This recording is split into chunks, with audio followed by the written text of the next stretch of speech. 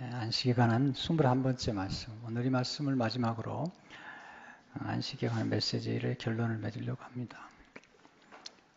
하나님께서 오늘 우리에게 주시는 말씀은 하나님의 안식 안으로 들어가도록 그렇게 말씀을 하시는 것을 보게 됩니다. 예수님은 우리를 안식으로 초대하셨죠. 그리고 그 안식으로 초청하시면서 그 안식의 초청을 받아서 반응하도록 원하시는 거죠. 아무리 초청을 받았지만 반응하지 않으면 소용이 없잖아요. 마태복음 11장 18절 19절을 보게 되면 수고하고 무거운 짐진 자들아 다 내게로 오라. 내가 너를 쉬게 하리라. 나는 마음이 온유하고 겸손하니 나의 멍에를 메고 내게 배우라. 그리하면 너의 마음이 쉼을 얻으리니. 주님은 약속한 것을 반드시 지키는 분이잖아요. 근데 우리에게 안식을 주신다고 말씀하실 때 조금 비밀스러운 말씀을 하시죠. 나는 마음이 온유하고 겸손하다. 성품을 말씀하시죠. 마음이 온유하고 겸손하다. 마음이 중요한 거죠. 그리고 나서 주님께서 29절에 너희 마음이 쉼을 얻으리니. 우리 안에 진정한 안식의 비밀은 예수 그리스도의 성품, 겸손과 온유에 있다는 사실을 우리가 엿보게 됩니다.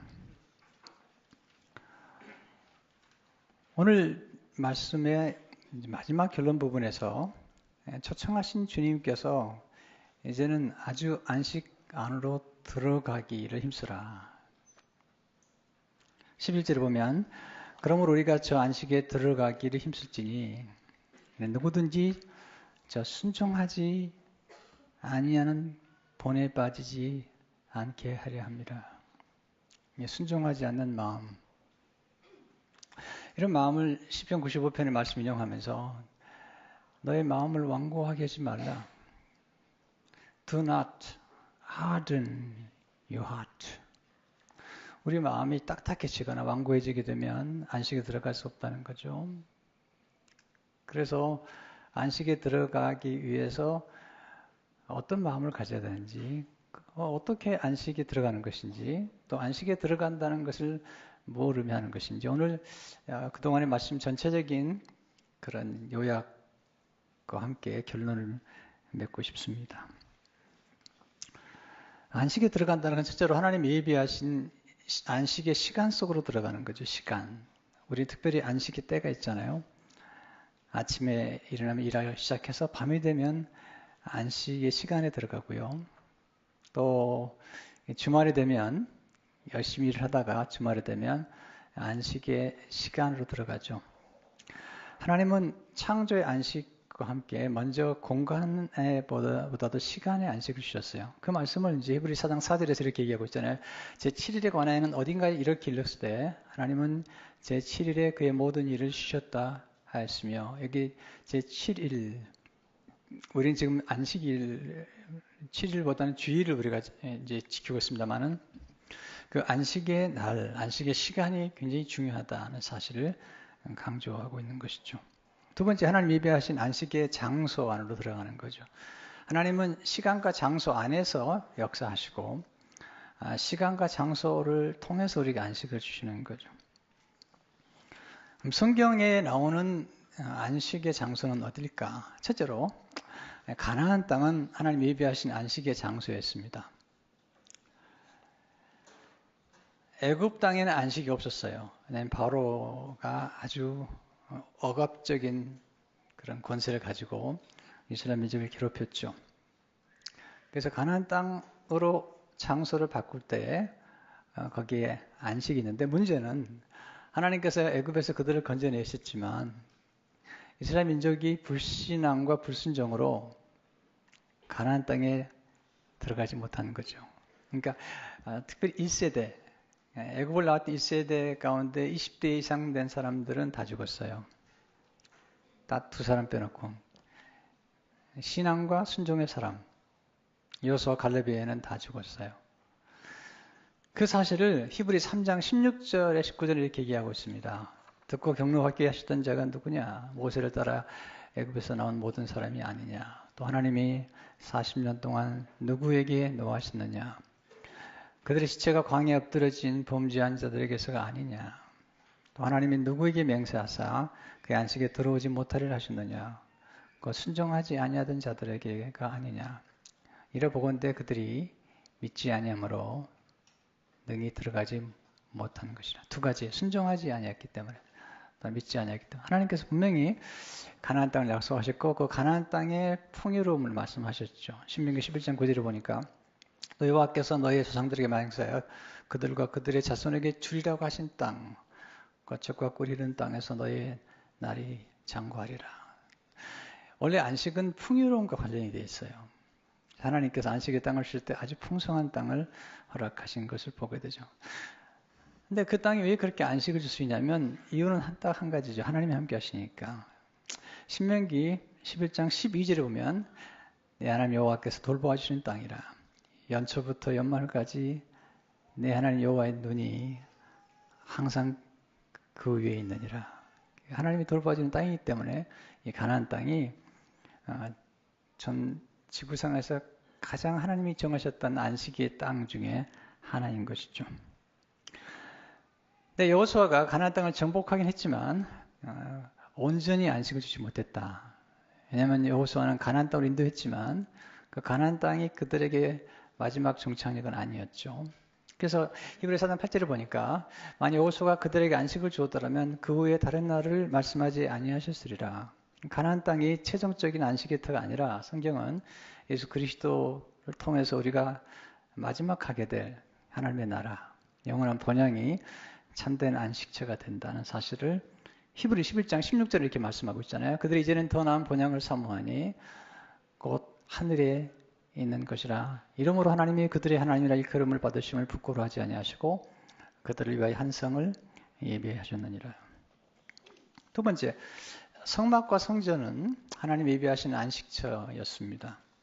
특별히 하나님이 성막과 성전에서 하나님의 영광을 드러내셨고 그리고 성막과 성전에서 이스라엘 백성들이 안식할 수 있는 그런 장소로 정하신 것입니다. 오늘날로 말하면 교회죠. 장소가 아주 중요한 거죠. 우리는 어떤 장소에 가면 굉장히 안식을 누리잖아요. 우리 여행 좋아하죠. 근데 집이 좋죠. 왜냐하면 집은 안식할 수 있기 때문이죠. 우리는 살아가면서 이 공간, 어떤 장소가 우리의 삶 속에 얼마나 놀라운 영향을 주는지를 우리는 알고 있잖아요. 이스라엘 백성들은 하나님의 장막과 성막 안에서 그들은 진정한 행복을 누렸어요. 왜냐하면 그곳에 하나님의 영광이 계셨기 때문이죠. 그래 하나님이 그들을 축복하셨기 때문이죠. 시편 84편 1절 2절을 보니까 만군의 여호와여 주의 장막이 어찌 그리 사랑스러운지요. 내 영혼이 여호와의 궁정을 사모하여 수확함이요. 내 마음과 육체가 살아계신 하나님께 부르신나이다. 하나님의 장막을 사랑했다. 시편 84편 10절을 보니까 주의 궁정에서 한 날이 다른 곳에서의 첫날보다 나은즉 악인의 장막에 사는 것보다 내 하나님의 성전 문지기로 있는 것이 좋사오니. 특별히 신약에 오게 되면 이제 눈에 보이지 아니하는 그 은혜의 보좌가 우리에게 진정한 안식을 준다는 사실을 강조하면서 히브리 4장 16절에 이렇게 말씀하고 있잖아요. 그러므로 우리는 긍휼의 하심을 받고 때를 따라 돕는 은혜를 얻기 위하여 은혜의 보좌 앞에 담대히 나아갈 것이니라. 이게 긍휼이란 말이 나오잖아요. 은혜란 말이 나오잖아요. 은혜의 보좌가 나오잖아요. 그러니까 우리에게 진정한 안식을 주는 것은 긍휼이 있는 곳이고요. 은혜가 있는 곳임을 알 수가 있죠. 세 번째, 하나님이 우리의 안식처가 되시는 거예요. 그러니까 시간과 공간이 우리에게 안식을 주는 반면에 동시에 하나님이란 인격체가 우리에게 안식을 주는 거죠. 어떤 인격 속에 안식의 비밀이 있는 거죠. 다윗은 그걸 경험하고 사무엘하 22장 3절을 보게 되면 내가 피할 나의 반석이 하나님이시오. 나의 방패시오. 나의 구원의 뿌리시오. 나의 높은 방대시오. 그에게 피할 나의 피난처시오. 나의 구원자시라 나를 폭력에서 구원하셨도다. 하나님이 피난처가 되신다. 가끔 여러분들 주위에 피난처와 같은 분들을 만날 거예요. 여러분에게 안식을 주는 성품을 가진 분들이 계시잖아요. 집이 크다고 다 행복하지 않죠. 집은 큰데 싸우고 있다면, 교회도 마찬가지예요. 교회가 큰데 싸우고 있다면 그건 안식처가 아니죠. 그러면서 잠언 22장 9절은 이렇게 얘기하고 있습니다. 다투는 여인과 함께 큰 집에서 사는 것보다 음막에서 사는 것이 나으니라. 이렇게 얘기할 수 있죠. 똑같은 말씀을. 다투는 남자와 함께 큰 집에서 사는 것보다 음막에서 사는 것이 나으니라. 싸우기 좋아하는 분들과 살면 힘들죠. 집이 크면 뭐예요? 집은 안식처인데, 안식의 근원은 사랑과 용서인데, 싸움하는 것 좋아하지 않습니다. 하나님이. 잠언 21장 19절에 이렇게 말씀하잖아요. 다투며 성내는 여인과 다투며 성내는 남자와 함께 사는 것보다 광야에서 사는 것이 나으니라. 이 다투며 성내는 것 좋은 게 아닙니다. 특별히 충동적으로 성을 내고 예치가 없을 대로 성을 내는 그런 가정에서 성장하는 자녀들은 참 불행합니다. 왜냐하면 예측할 수 없기 때문이죠. 여러분, 사람은 예측이 가능해야 돼요. 그래야지 안정감을 드리죠. 하나님 아버지가 왜 우리에게 안식을 주시죠? 하나님은 어제나 오늘이나 내일이나 동일하시죠. 하나님이 분노하실 때는 분명한 이유가 있는 거죠. 그 분노도 아주 고요하고 또한 절제된 분노죠.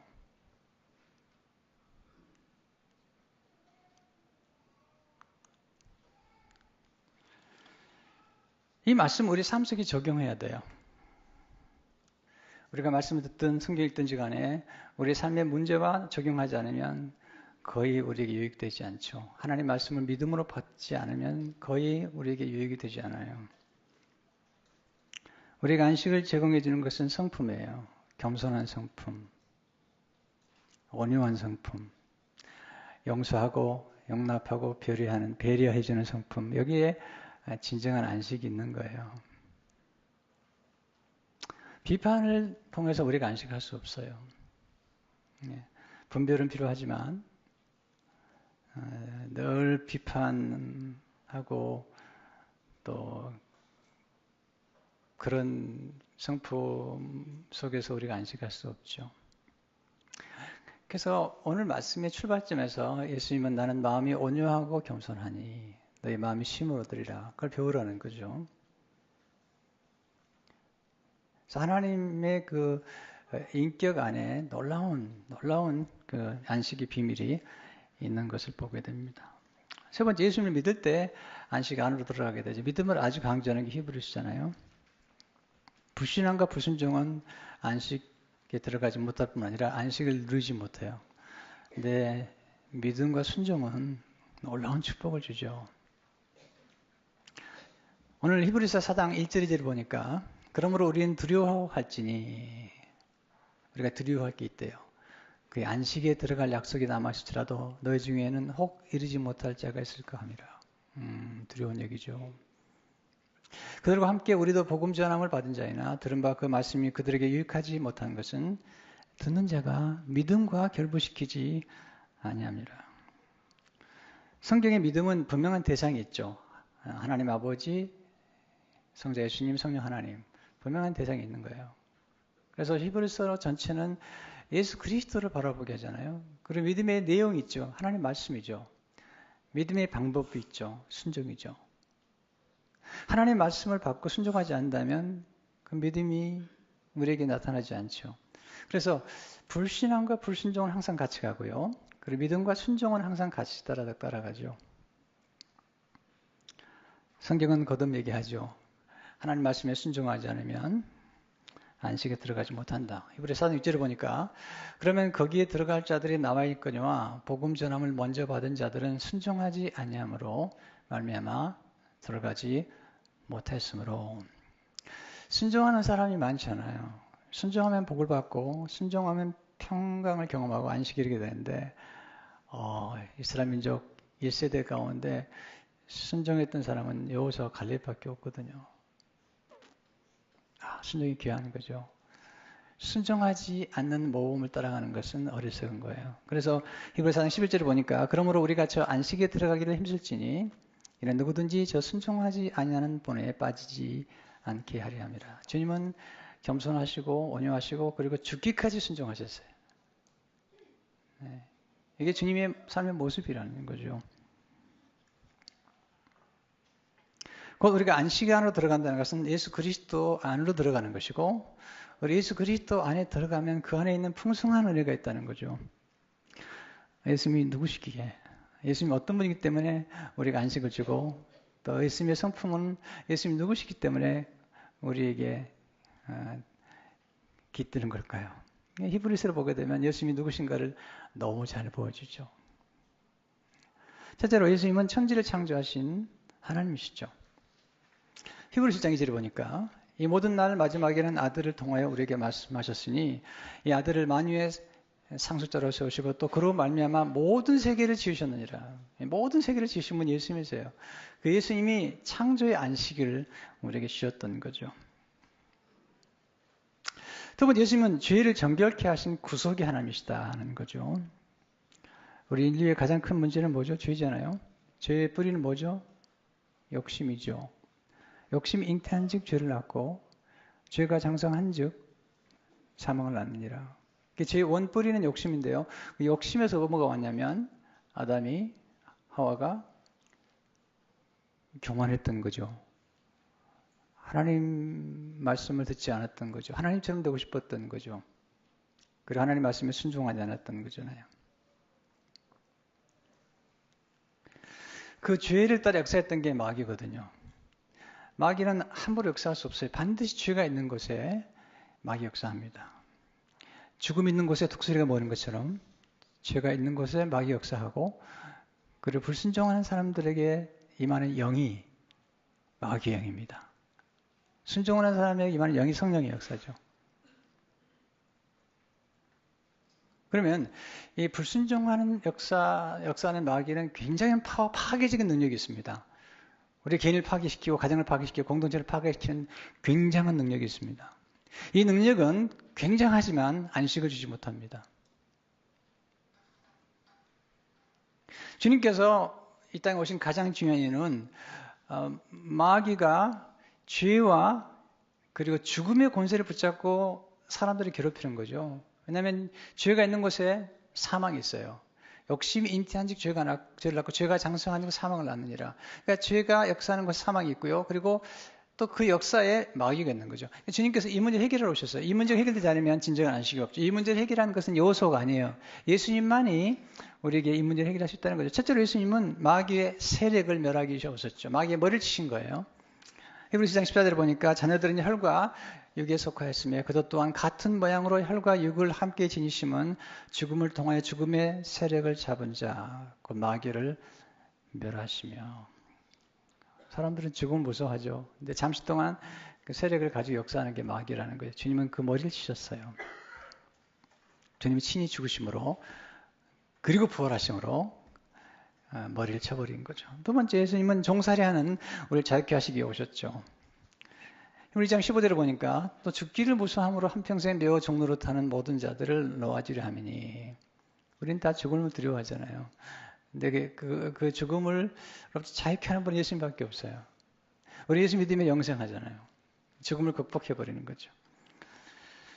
사람은 죽음 앞에 벌벌 떨고 있고 죄를 짓게 되면 그 죄에 대한 형벌과 그 대가가 두려워서 벌벌 떨고 있는데 주님이 오셔서 그 문제를 해결해 주러 오신 거죠. 세 번째, 예수님은 우리의 죄를 속량하시기 위한 거죠. 깨끗게 하기 위해서 오신 거죠. 히브리서 1장 17절을 보니까 그러므로 그가 범사에 형제들과 같이 되심이 마땅하도다. 이는 하나님의 일에 자비하고 신실한 대제사장이 되어 백성의 죄를 속량하려 하심이라.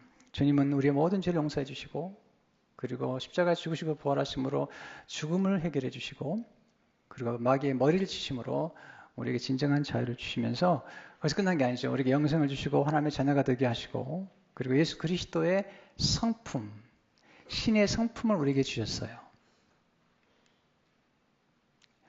우리 예수님을 정말 영접했다면 그분의 DNA가 우리에게 있어야 돼요. 자녀는 부모로도 함께 돼 있어요. 그 성향이 있어요. 예수 그리스도의 성품이 우리 안에 역사하지 않는다면 한 번은 질문해 봐야 돼요. 내가 정말 예수님 영접했는가? 나는 정말로 거듭난 것인가? 교인과 그리스도를 영접한 본어기라는 크리스찬은 달라요. 교인은 많아요. 정말 예수님 영접하고 예수 그리스도의 성품이 그 안에서 역사하는 건 놀라운 스토리죠. 예수님 오시면서 우리 사망의 권세에서 건져내셔서 여호수아와 모세가 줄 수 없는 걸 주신 거죠. 골로새 1장 13, 14절에서 그러니까 우리를 흑암의 권세에서 건져내사 그의 사랑의 아들의 나라로 옮기셨으니 그 아들 안에서 우리가 속량 곧 죄 사함을 얻었도다. 예수님 우리가 어떻게 우리를 안식을 주시는 거죠? 하나님, 예수님 창조의 하나님이시죠. 그리고 우리를 구속하신 분이고 세 번째가 중요한데요. 히브리서에서는 예수님 긍휼이 풍성하신 대제사장이라는 거죠. 제사장. 자, 여러분과 제가 왕 같은 제사장이라고 얘기하죠. 제사장에 있어서 가장 중요한 자질이 뭘까요? 네. 허준이라고 하는 그 드라마에 보면 그런 스토리가 나오죠. 의사에게 가장 중요한 것이 뭡니까? 닥터에게 한마디로 이렇게 해야죠. 긍휼히 여기는 마음이다. 자, 목회자에게 또 제사장들에게 가장 중요한 게 뭘까요? 긍휼히 여기는 마음이죠. 우리 주위에 이lun가가 똑똑한 사람 많아요. 능력 있는 사람도 많아요. 근데 그 능력에 긍휼이 없다면 수많은 사람들을 파괴시켜버려요. 수많은 공동체를 깨뜨려버려요. 그런 능력은 아주 위험한 것입니다. 그런 성공은 아주 위험한 것입니다. 그런 권세는 정말 위험한 것입니다. 그러므로 우리에게 중요한 건 긍휼이죠. 첫째, 예수님은 긍휼이 풍성하신 제사장이시다. 히브리서 4장 15절을 보니까 우리에게 있는 대제사장은 우리 연약함을 동정하지 못하실 그이가 아니요 모든 일이 우리와 똑같이 시험을 받으신 이로되 죄는 없으신 죄가 없는 분이신데 예수님은 우리 연약함을 동정하신다. 그래서 주님은 우리를 대속할 수가 있죠. 그리고 우리가 늘 사모하고 지성소로 들어갈 때 거기 있는 게 긍휼이잖아요. 히브리서 4장 16절을 보니까 그러므로 우리는 긍휼하심을 받고 때를 따라 돕는 일을 느껴와야 은혜의 보좌 앞에 담대히 나갈 것이고 긍휼과 은혜가 없이는 우리는 안식할 수가 없어요. 또 예수님은 친히 희생제물이 되심으로 죄를 없이 주님이 친히 대제사장이면서 본인이 희생제물이 되어버리신 거죠. 희생하신 거예요. 여러분 안식을 주기 위해서는 누군가 희생을 해야 돼요. 주님이 희생하심으로 우리의 죄를 없이 해주셨어요. 구약의 제사장들은 성막과 성전에서 앉지 못해요. 왜냐하면 죄를 속량하는 예물은 드리긴 하지만 죄를 없이 할 수는 없는 거예요. 죄를 용서하시지만 없이 할 수 없는 거예요. 그래서 그들은 항상 서서 제사를 드렸어요. 히브리 10장 11절을 보니까 제사장마다 매일 서서 섬기며 자주 같은 제사를 드리되 이 제사는 언제나 죄를 없게 하지 못하거니와. 여러분 죄가 없어지지 않았기 때문에 거듭 제사를 드릴 수밖에 없는 거예요. 그래서 항상 서 있는 거예요. 예수님은 우리 죄를 용서할 뿐만 아니라 우리 죄를 완전히 없이 하셨어요. 그래서 앉으신 거예요. 이게 히브리 10장 12절에 놀라운 메타포인데요. 놀라운 거죠. 오직 그리스도는 죄를 위하여 영원한 제사를 드리시고 하나님 우편에 앉으셨어요. 이 앉았다는 표현을 자주 쓰죠. 히브리서 보게 되면 안식하는 거예요. 앉아서. 왜냐하면 주님이 십자가에서 우리 모든 죄를 용서하시고 우리 모든 죄를 완전히 도말하셨기 때문에 이런 분은 없거든요. 우리는 담을 용서한 것 같지만 용서하지 않아요. 왜냐하면 기억하잖아요. 뒤끝이 있잖아요. 네. 반드시 복수하잖아요. 그 용서한 게 아니에요. 그렇게 용서할 수 없는 사람들은 본인이 그리스도에게서 받은 용서에 대한 확신이 없는 거예요. 우리가 정말 죄인인데 나 같은 사람을 주님이 완전히 나의 죄를 용서했다는 확신이 있다면 우리는 어떤 사람의 죄도 용서할 수 있어요. 그래서 본어게인 경험이 필요한 거예요. 교회를 수십 년 다니도 본어게인 하지 않은 분도 많이 봤거든요. 왜냐하면 그런 분들은 용서에 대한 감격이 없기 때문에 남을 용서할 수가 없어요.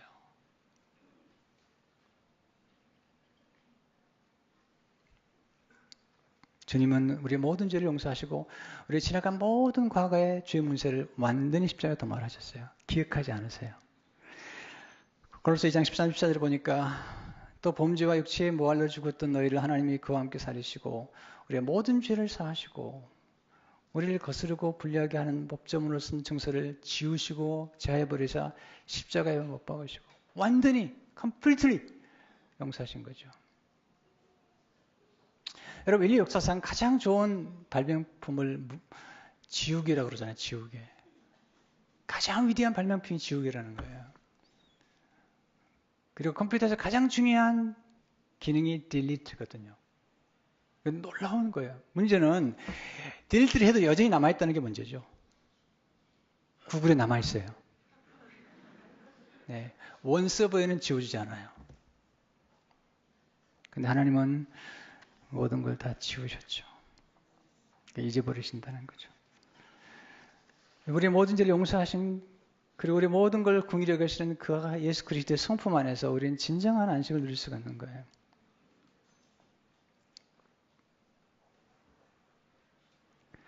사랑이라는 게 뭘까요? 상대방의 과거로부터 날마다 죽는 거예요.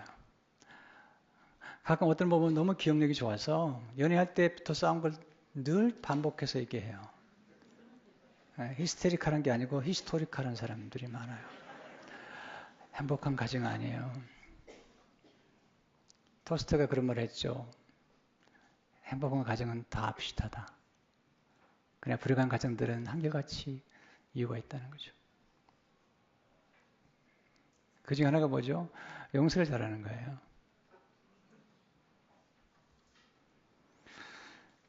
결론을 맺겠습니다. 하나님이 우리에게 안식을 주시기 위해서 예수님을 희생하셨어요. 여러분, 안식의 묘에는 아름다운 사랑의 스토리가 있어요. 안식은 그냥 쉬는 게 아니고 거기는 풍성한 잔치가 있는 거죠. 음식이 있는 거죠. 어제 제 아내가 보니까 아침 일찍 성경학 세미나를 인도하고 그리고 밤 늦게까지 음식을 준비하는 거예요. 내가 보니까 너무 지쳤어요. 너무 지쳤어요. 왜 그렇게 하죠? 오늘 애들이 오거든요. 근데 봐서 먹는 것까지만 괜찮겠는데 또 싸가거든요. 보세요. 우리 자녀들이 와서 집에 와서 먹고 싸가면서 누리는 그 놀라운 안식의 기쁨은 엄마 희생으로 오는 거죠. 십자가도 마찬가지예요. 누군가가 우리에게 안식을 주기 위해서는 누군가 희생해야 돼요. 그 고통스러운 병원 밤을 새울 때 환자들에게 안식을 주기 위해서 간호사와 닥터들은 그 밤을 깨어 있잖아요. 군인들은 그렇잖아요. 누군가가 희생을 하지 않으면 안식이 주어지지 않죠. 예수님이 우리를 사랑하시고 우리가 안식을 주신 까닭은 예수님이 희생하셨기 때문이에요. 요즘 건축이 되는 현장을 자주 들여다보는데요. 정말 더운 날씨예요. 지난번에 90도, 100도가 되더는데 그 철골을 세우는 분들을 보니까 머리에 모자를 쓰고 그리고 수건을 이렇게 덮은 채로 한쪽으로 그리고 일하는 거예요. 왜냐하면 우리가 안식할 수 있는 공간을 만들어주기 위해서 누군가는 엄청난 희생을 하고 있는 거예요. 이런 생각을 했어요. 정말 저분들이 돈만 가지고 저 일을 할까? 그냥 그렇게 생각되지 않았어요. 그들은 사명이라고 생각이 됐어요.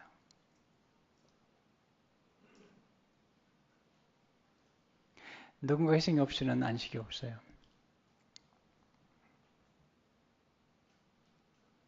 우린 예수 그리스도의 능력도 감사하지만 능력 있는 것은 마귀도 능력이 있잖아요. 어느 정도. 예수님처럼 아니지만 마귀도 능력이 있어요. 그 능력만 가지고 우리는 안식할 수 없어요.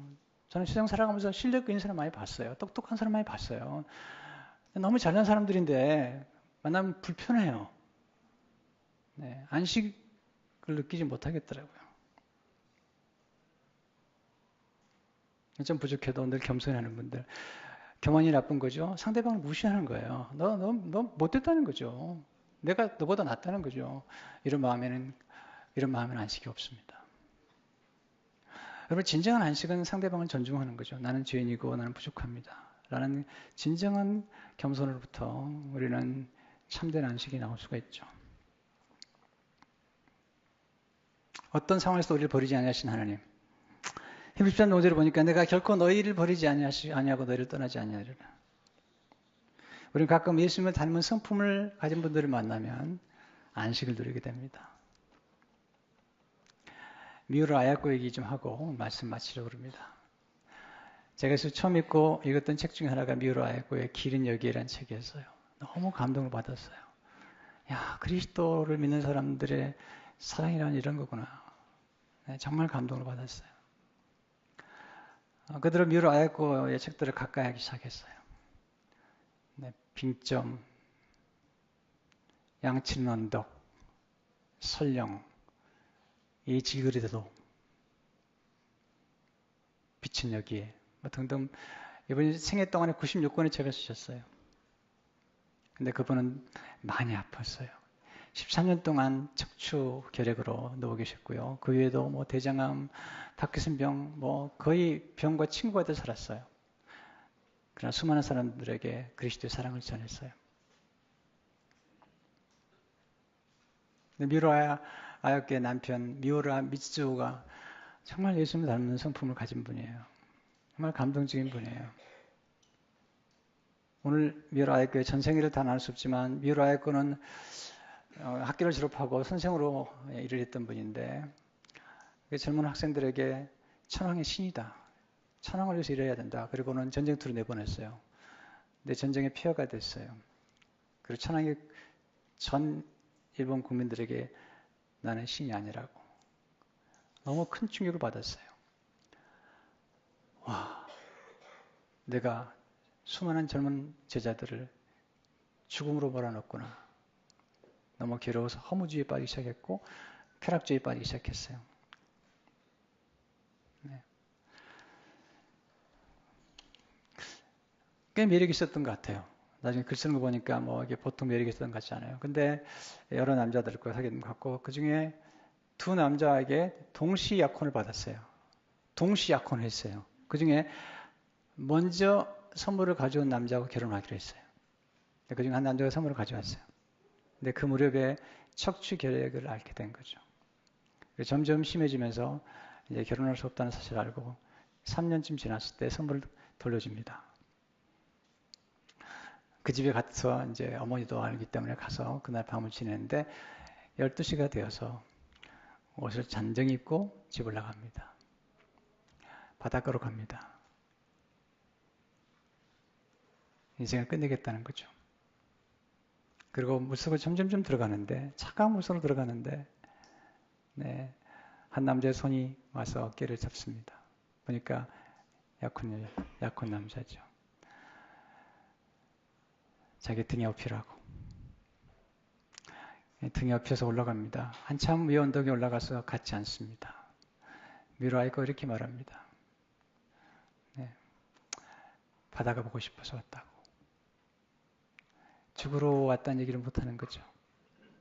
그때 그 남편도 남자도 훌륭한 사람 같아요. 여기가 더 잘 보이잖아요. 그리고 흐느껴 옵니다. 그리고 헤어집니다. 그리고 이제 요양원에 들어갑니다. 거기서 굉장한 절망과 좌절 속에 살아갑니다. 그러다가 마에가와 다다시라고 하는 한 의학도를 만나는데 알고 보니까 아주 어릴 적에 동네에서 알았던 그런 남자였습니다. 의학도인데 결핵이 걸려서 요양원에 왔는데 거기서 얼굴을 보게 된 겁니다. 근데 마에가와 다다시가 아주 진실한 크리스찬이었습니다. 일본은요 예수님 사람이 적잖아요. 근데 3대 때 내려온 진실한 크리스찬이었고 정말 예수님 닮은 사람이었어요. 마에가와 다다시가 아야코에게 복음을 전했습니다. 예수님을 영접했습니다. 두 사람이 병상했지만 깊은 사랑을 빠졌고 아야코가 누워있는 채로 서로 사랑을 하게 되는데 이 남자가 얼마나 훌륭하냐면 본인이 결핵에 걸렸지만 빨리 나와서 아야코를 도와주기 위해서 무리한 수술을 하게 됩니다. 수술을 받게 됩니다. 그리고 회복되지 않아 죽습니다. 죽으면서 편지를 보냅니다. 그동안 받았던 많은 편지들을 돌려보내면서 내가 이제 죽으면 이걸 태워주세요. 그리고 저를 기억하지 말고 좋은 남자를 만나서 새롭게 출발하셔야 됩니다. 이것이 내가 당신에게 드릴 수 있는 마지막 선물입니다. 그러나 이 아이가 얼마나 이 남자를 사랑했는지 또 한 번 자제를 크게 하고 이제 침대에 누워 있는데 그 남자를 잊을 수가 없습니다. 마이가와 다다시 잊을 수 없어서 사진을 침대 위에 놓고 유고를 옆에 놓고 살아갑니다. 그러다가 어느 날 미우라 미즈오가 찾아옵니다. 뭐 자세히 할 수 없는데요. 찾아와서 병문을 놨는데 병문안 미우라 미즈오를 보면서 너무 놀랍니다. 속으로 보니까 마이가와 다다시와 똑같은 모습을 했어요. 너무 놀랍습니다. 아주 잘생기고 단정하고 거기 아름다운 성품을 가졌는데 그렇게 똑같을 수 없습니다. 첫 방문길에 아이코가 성경을 읽어달라고 그러는데 요한복음 14장 읽어주고요. 찬송을 불러달라고 그랬더니 내 주를 가까이 하게 하면 불러줍니다. 그러면서 반드시 낫습니다. 라고 희망을 주면서 5년 동안 사귀는 중에 이 아이가 서서히 힘을 얻고 병사가 일어나고 나중에 결혼까지 하게 됩니다. 근데 이 미우라 미수가 대단히 훌륭한 게 뭐냐면 이 아야코의 전 사랑했던 연인 그 남자의 이야기를 들은 다음에 너무 감동을 받고 그 남자의 사진을 호주머니에 넣고 다니면서 마이가와 다다시의 사랑을 계승해서 당신을 사랑했다고. 마이가와 다다시의 사랑을 계승해서 당신을 사랑하겠다고. 미우라 아이코가 이렇게 글로 기록하고 있습니다. 미우라가 처음 나를 찾아왔을 때 나는 머리맡에 마이가와 다다시의 사진과 유골을 놓은 채 누워있었던 것이다. 미우라는 내가 얼마나 다다시를 깊이 사랑하고 다다시도 또한 내가 얼마나 진실했던가를 잘 알고서 나와의 결혼을 결심한 사람이다.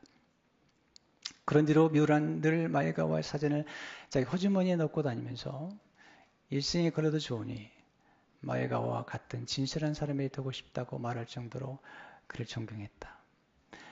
미우라와 나는 결혼하기 전부터 마이가와 댁을 방문하기도 했고 다다시 어머니에게 위로의 편지를 보내기도 했다. 나중에 결혼을 하기 위해서 찾아갑니다. 너무너무 아름답죠.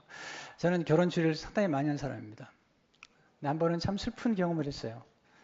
내가 주례했던 신랑이 몇 년 지난 다음에 찾아왔어요. 너무 괴롭다고. 왜 괴로우십니까? 우연한 기회에 자기 아내의 앨범을 보다가 학교 다닐 적에 남자친구들과 찍은 사진을 보고 너무 기분이 나빠서 견딜 수가 없다는 거예요.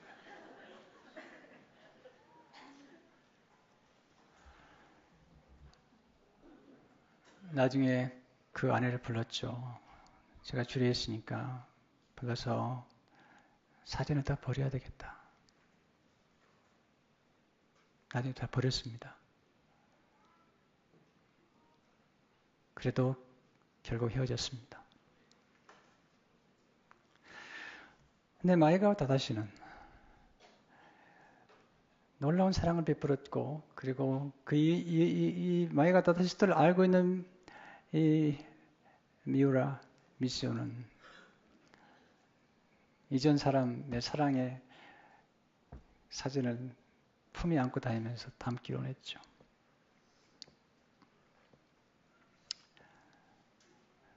이 미우라 미시오가 얼마나 아름다운 사람인가를 보여주는 스토리가 또 하나 있는데요. 아주 그 당시 가난했거든요. 이제 결혼하지를 만났으니까. 근데 아주 좋은 양복을 하나 있었는데 세탁소에 맡겼다가 세탁소에서 잃어버립니다.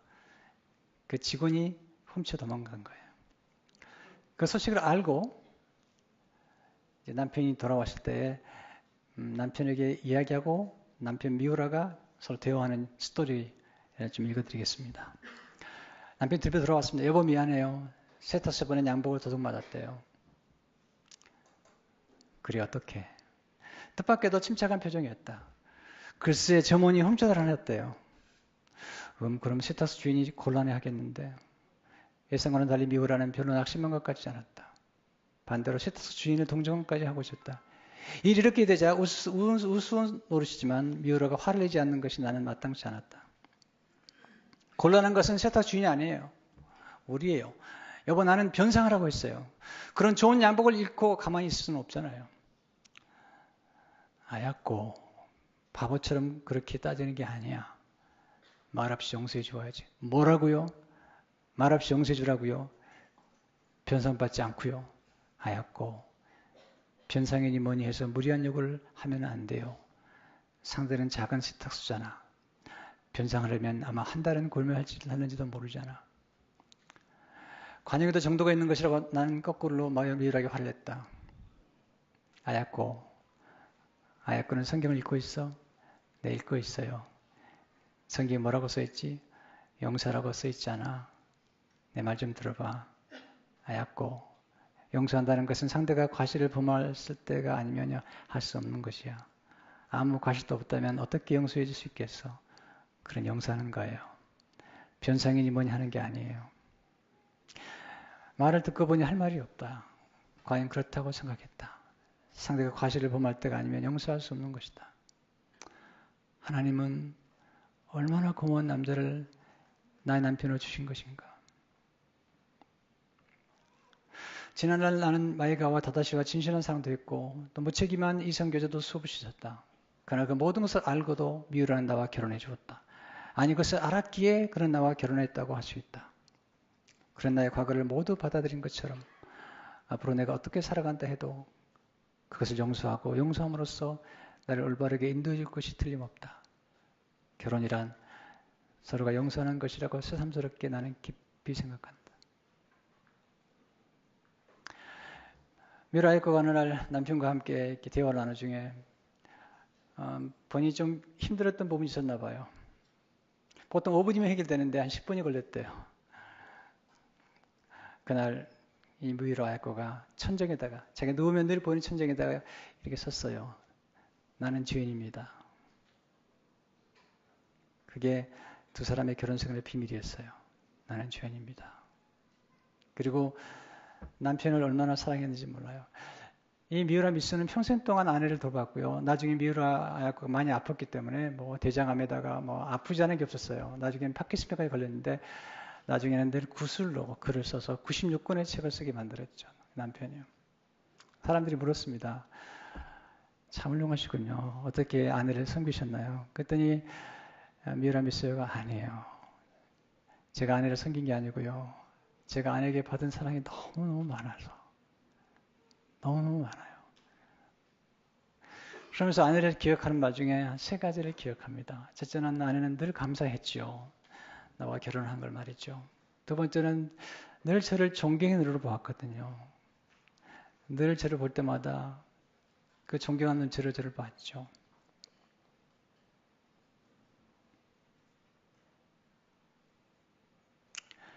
세 번째는 연하인 나의 말을 한 번도 순종하지 않은 적이 없었거든요. 나중에 이제 빙점이라고 하는 소설이 당첨돼가지고 1000만 엔. 1000만 엔이 보통 큰 돈이 아니었어요. 그 당시에. 왜냐하면 이 두 부부가 집이 없어가지고 50만 엔을 빌려가지고 집을 지었으니까요. 50만 엔이면 집을 한 채 지을 수 있어요. 근데 1000만 엔을 받았으니까요. 그걸 가지고 부모님은 집을 지어드리고 그리고 헌금도 많이 하고 그런 상황인데 한 번은 아내가 남편에게 부탁했어요. 저 칼라 텔레비전 하나 사면 안 되냐고. 그때 미우라 미소가 경건한 사람이니 안 된다고.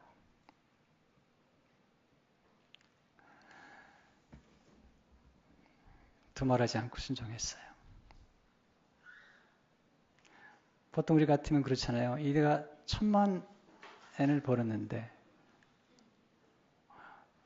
왜 안 되냐고 얘기하실 텐데 숲 같은 고요함으로 그는 순종했다. 이게 미우라 미츠가 기억하고 있는 아내의 모습이죠.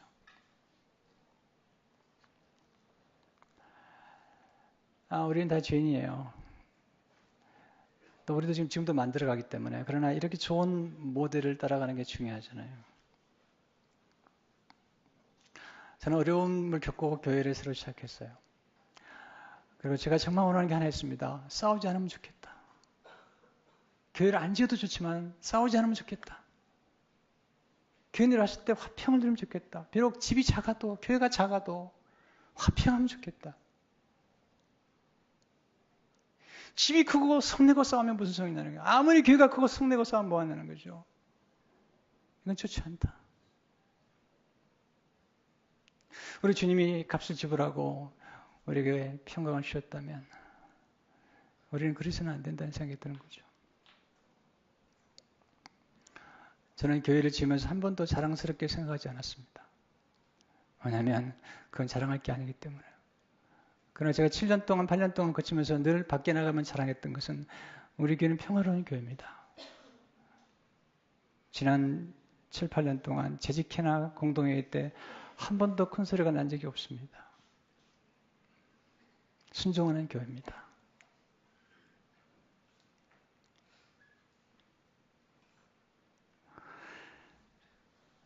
히브리서 마지막 절은 이렇게 결론을 맺습니다. 히브리서 25절에 보니까 은혜가 내 모든 사람에게 있을지어다. 기도하겠습니다. 주님, 진정한 안식이 집이 큰데 교회가 큰데 있는 것도 아니고 땅이 넓은 데 있는 것도 아니라 용서하고 서로 사랑하고 겸손하고 존귀 여기는 성품이 있다는 사실을 깨닫습니다. 우리 힘으로는 도저히 겸손하고 온유할 수 없습니다. 하나님이여 우리 가운데 오셔서 예수 그리스도의 성품을 담게 해주시고 성령을 통해서 역사해 주옵소서. 그냥 우리 가정이 우리 교회가 평화롭고 아름답도록 그리고 진정한 안식처가 되도록 그리함으로 우리 결혼 생활들이 아름다워지도록 지금까지 부족했다면 오늘부터라도 그렇게 시작할 수 있도록 축복해 주옵소서. 예수 이름으로 기도합니다.